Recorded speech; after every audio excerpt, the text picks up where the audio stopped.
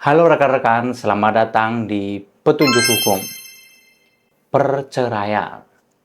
Mungkin ini adalah hal yang sangat dihindari untuk terjadi bagi setiap orang, khususnya bagi yang sudah menikah.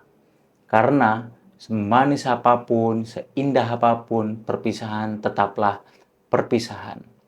Dan pada perceraian terdapat aturan-aturannya. Nah, langsung saja nih kita bahas tentang aturan perceraian di Indonesia. Jadi, ini petunjuknya. Sebelum kita masuk ke detail hukum, mari kita lihat dulu nih terkait data statistik perceraian di Indonesia. Menurut data tahun 2023, angka perceraian mencapai 463.654 kasus. Walaupun ini menurun dari tahun sebelumnya, yaitu tahun 2022, yaitu yang angkanya sebesar 516.344 kasus. Kalau dilihat dari tahun 2020 hingga 2023, angka-angkanya menunjukkan naik turun yang cukup fluktuatif. Tapi angka ini sangat tergolong tinggi dengan angka rata-rata dari 2020 hingga 2023 adalah 455.499 kasus. Kemudian, apa aja nih yang menjadikan faktor-faktor perceraian ini? Nah, menurut Badan Pusat Statistik Indonesia, ada berbagai macam faktor, yaitu yang pertama nih ada zina, mabuk, madat, judi, meninggalkan salah satu pihak, dihukum penjara, poligami, kekerasan dalam rumah tangga atau KDRT, kemudian cacat badan, kemudian ada perselisihan dan pertengkaran terus-menerus, kemudian ada kawin paksa, murtad, ekonomi, dan lain-lain. Ini banyak juga ya ternyata faktornya. Nah, faktor dengan angka tertinggi pada tahun 2023 adalah perselisihan dan pertengkaran terus-menerus dengan angkanya adalah 251.828 kasus. Saya ambil di tahun 2023 aja ya, biar cepat nih masuk ke inti pembahasannya. Kalau bahas angka terus nanti malah jadi saingannya Jerome Point. Oke, sekarang kita bahas tentang definisi perceraian. Definisi perceraian adalah putusnya hubungan perkawinan antara suami dan istri yang dilakukan melalui pengadilan. Nah, pada definisi juga disebutkan perceraian dilakukan melalui pengadilan. Lalu, pengadilan mana nih untuk menangani perceraian? Jawabannya yaitu pengadilan agama atau pengadilan negeri.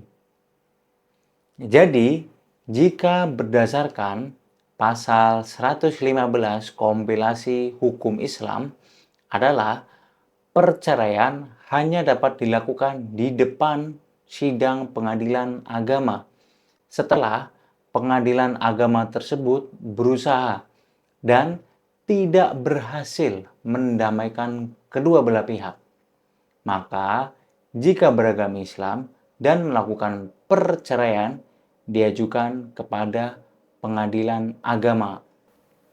Nah, buat kalian yang masih bingung, apa itu kompilasi hukum Islam? Di episode 4, saya telah membahasnya di dalam pernikahan menurut kompilasi hukum Islam dan hukum perdata. Coba deh ditonton dulu, biar nggak bingung nantinya.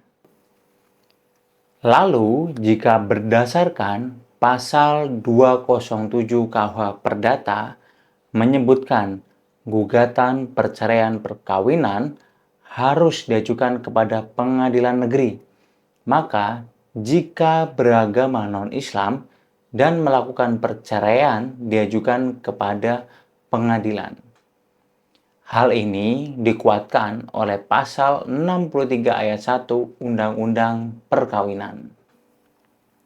Selanjutnya terkait bentuk-bentuk perceraian. Jika berdasarkan kompilasi hukum Islam, bentuk perceraian yang pertama adalah talak. Nah, talak ini adalah ikrar suami di hadapan sidang pengadilan agama yang menjadi salah satu sebab putusnya perkawinan. Talak juga terdapat berbagai jenis, yaitu yang pertama, talak raj'i adalah talak ke-1 atau kedua, di mana suami berhak rujuk selama istri dalam masa iddah. Yang kedua, talak bain kubro adalah talak yang terjadi untuk ketiga kalinya. Talak jenis ini tidak dapat dirujuk dan tidak dapat dinikahkan kembali kecuali apabila pernikahan itu dilakukan setelah bekas istri atau mantan istrinya menikah dengan orang lain dan kemudian terjadi perceraian lagi yang juga telah habis masa iddahnya. Bentuk perceraian yang kedua adalah seorang istri yang mengajukan gugatan perceraian dengan menyampaikan permohonannya kepada pengadilan agama. Selanjutnya, jika berdasarkan KUH Perdata atau Undang-Undang Perkawinan, sebenarnya tidak ada sih yang spesifik seperti kompilasi hukum Islam tadi. Jika pada KUH Perdata, itu disebutkan hanya dasar-dasar yang dapat berakibat perceraian. Seperti yang pertama zina, terus kemudian meninggalkan tempat tinggal bersama dengan itikat buruk, terus kemudian dikenakan hukuman penjara 5 tahun atau hukuman yang lebih berat lagi setelah dilangsungkan perkawinan itu. Dan pencederaan berat atau penganiayaan yang dilakukan oleh salah seorang dan suami istri itu terhadap yang lainnya sedemikian rupa sehingga membahayakan keselamatan jiwa atau mendatangkan luka-luka yang berbahaya. Ya, ini bisa dikatakan seperti KDRT lah. Namun pada Undang-Undang Nomor 1 Tahun 1974 itu hanya disebutkan pada pasal 39 ayat 2, yaitu untuk melakukan perceraian harus ada cukup alasan bahwa antara suami istri itu tidak akan dapat hidup rukun sebagai suami istri. Dalam pengajuan perceraian kepada pengadilan agama ataupun pengadilan negeri, nantinya suami dan istri dilakukan proses mediasi, yang ini juga masuk dalam proses perceraian. Harapannya dalam mediasi tersebut, si suami atau si istri dapat membatalkan niatnya tersebut. Setelah terjadi perceraian, ini bukan berarti sudah selesai semua urusan dengan mantan suami atau mantan istrinya. Masih ada loh hak dan kewajiban pasca perceraian. Jika berdasarkan kompilasi hukum Islam, ini diatur nih di dalam pasal 149 hingga 152. Kalau perkawinan putus karena talak, maka mantan suaminya itu wajib yang pertama memberikan uang atau benda yang layak kepada mantan istrinya. Yang kedua, memberikan nafkah berupa tempat tinggal dan pakaian selama masa iddah. Kemudian, mantan suami ini berhak melakukan rujuk kepada bekas istrinya atau mantan istrinya yang masih dalam iddah. Nah, mantan istri selama dalam masa iddah wajib menjaga dirinya, tidak menerima pinangan, dan tidak menikah dengan pria lain. Dan mantan istri berhak mendapatkan nafkah iddah dari mantan suaminya. Selanjutnya, jika berdasarkan Undang-Undang Perkawinan dalam pasal 41-nya, ini adalah yang pertama nih, baik bapak atau ibunya tetap berkewajiban memelihara dan mendidik anak-anaknya semata-mata berdasarkan kepentingan anak. Bila mana ada perselisihan mengenai penguasaan anak ini, maka pengadilan akan memberikan putusannya. Nah, kemudian yang kedua, bapak yang bertanggung jawab atas semua biaya pemeliharaan dan pendidikan yang diperlukan oleh anak itu.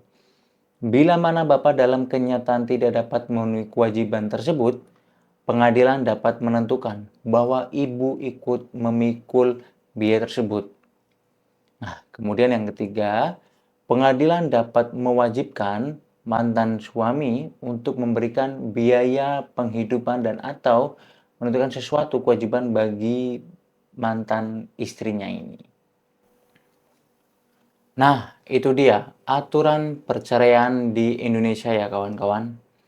Perceraian bukanlah hal yang mudah dan harus dipertimbangkan matang-matang. Kalau dalam pandangan Islam itu, perceraian walaupun dibolehkan dalam hukum Islam, akan tetapi merupakan perbuatan yang sangat dibenci oleh Allah. Kalau kalian suka video ini, jangan lupa untuk like, subscribe, dan share ke teman-teman kalian. Kalau ada yang ingin didiskusikan, langsung tulis di kolom komentar ya. Sampai jumpa di video berikutnya. Bye!